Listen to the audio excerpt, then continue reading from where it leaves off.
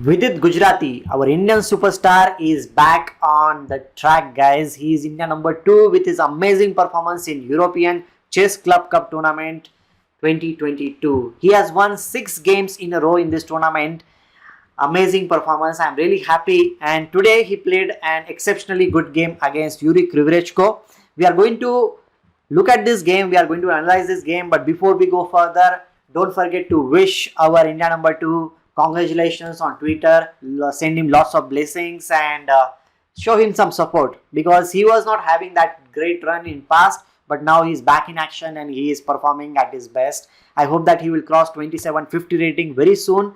So let's get started with the game. In this game, Vidit was white. He started with d4. His opponent Yuri Kryvoruchko, I hope I am pronouncing it correct, he played knight to f6 and now c4, e6. Before we go further, I would like to say that my name is Atul Dahale. I am a candidate master and this game is for you.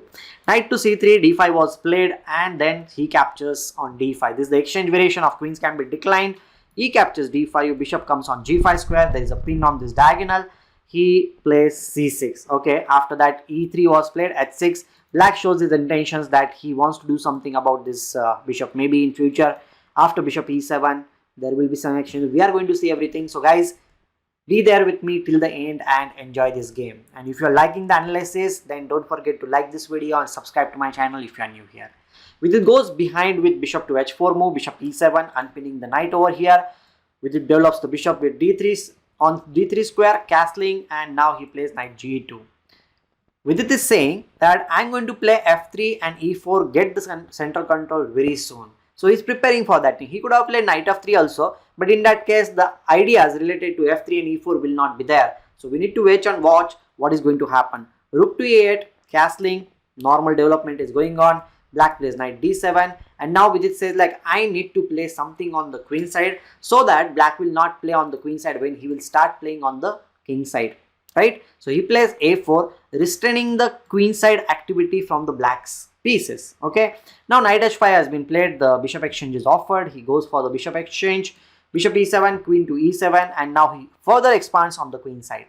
Now this is a very critical position where you need to take good decisions. Okay, black's knights are pretty tricky here in this position. You need to take care of their jumps also, but Vidit plays this game with a full calm head. He is in great form. So here opponent plays knight d f6. Okay, now here he understands that he needs to reroute the pieces. He needs to maneuver the pieces so that he will get attacking possibilities. So he plays knight to c1. Your idea means with this idea will be revealed very soon. So just be there with me. Now g6 was played. Of course, you need to support the knight on h5 and also get some square for the knight behind on g7 square. Okay. Now he plays rook to e1, preparing for the move which I was talking about, f3 followed by e4.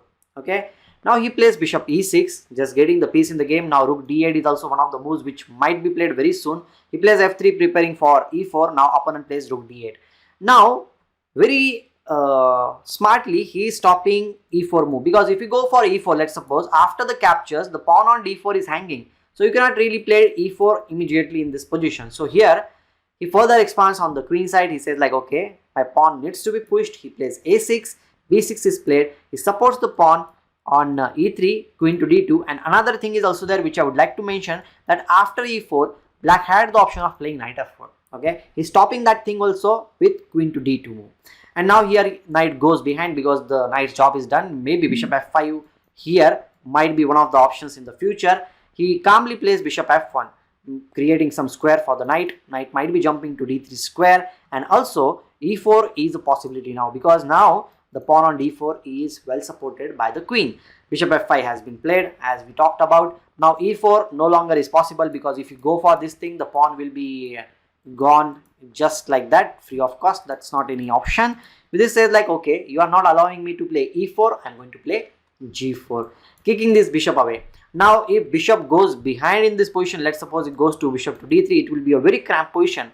But here opponent who is also a very strong 2600 player, he decided to sacrifice the piece for 3 pawns and open up with its king side completely. But Vidit was rock solid. He was calm. He took up the challenge. He took the opponent's sacrificed piece we know this thing that Vidit is very greedy. Greedy.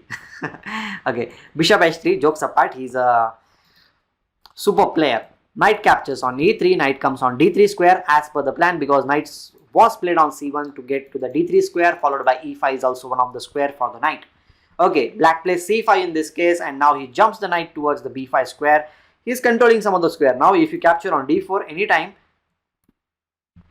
which was played in the game, knight comes on the d4 square. We know this thing that the square in front of the isolated pawn is a weak square, and Vidit is controlling that square. With his basics, or you can say the positional concepts are pretty clear, and he is playing phenomenal chess. Okay, rook to d6, and now he gets the knight on f4 square. There are certain threats in the position. The pawn on d5 is also hanging, and the e3 knight can be attacked with rook a3, and it will be very difficult for black to support the knight because there is a pin on this file. So as you can see, there are not that many possibilities to save the piece. He plays queen to g5 check. Now knight g2, another good move, because after this knight captures on g2, there are series of exchanges which are going to happen, and black will be left with material deficit. He captures the queen, then rook e1 check, which is very important. He plays this thing. Now rook into e1. The queen was hanging, means it was captured, so he need to capture it here, and now king into g2. By playing like this, black has got some play, you can say, and he is going for g4 move. Why this bishop will be trapped. Okay, you can save the bishop by playing king f2, g4, bishop g2, which is a possibility, but Vidit has a very interesting idea in this position. You can stop the video, think about it, what Vidit might have played. He finds the winning idea in this position. Okay, king f2 was also a possibility, but that might be giving some counter chances to the opponent. So he plays rook e1, going for the pawn on a7. The pawn which he has pushed until now, a4, a5, a6, is going to be the trump card for Vidit. Here opponent plays b5. Okay, rook captures on a7, g4, the bishop is trapped. No worries, he captures the pawn, he gives up the bishop, but the young queen, or you can say the baby queen, is going to be pushed forward very soon. Check, king h7, now a7. There is only one move left for the pawn to queen. Rook h8 check, followed by check. Queen is there. He plays rook to a6, stopping this thing, but he captures the pawn on b5. The a7 is supported. He just needs to move the rook anywhere, and the pawn will be queening.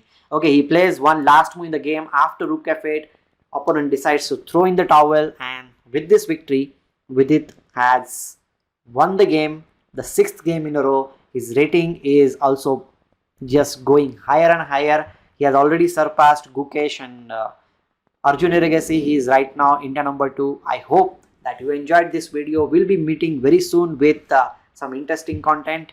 Till that moment, take care. Love you all. Bye bye.